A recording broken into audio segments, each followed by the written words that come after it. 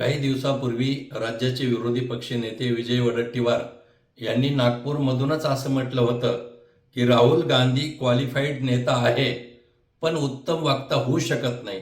त्याची प्रचिती आज स्थापना दिनाच्या कार्यक्रमात नागपूरमध्येच आली. वास्तविक पाहता त्यांनी जे भाषण केलं राहुल गांधींनी, त्या भाषण म्हणजे विधानसभेच्या निवडणुकीच्या प्रचारातल्या भाषणाप्रमाणे केलं. काँग्रेस पक्षाचा स्थापना दिवस होता. 100-125 वर्षे त्या पक्षाला झाली. त्या पक्षाचा इतिहास काय, त्या पक्षाचं तत्वज्ञान काय, त्या पक्षाची एकूण रूपरेषा नवीन पिढीला सांगायला पाहिजे होती. वैचारिक मंथन त्यांच्या भाषणेतून दिसून आलं नाही.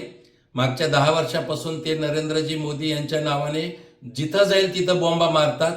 तशाच प्रकारचा शेमगा त्यांनी आज नागपूरमध्ये केला. म्हणून त्यांचं भाषण जे विजय वडेट्टीवार म्हणण्यावाले होते की राहुल गांधी उत्तम वक्ता होऊ शकत नाही, त्याचीच प्रचिती आली.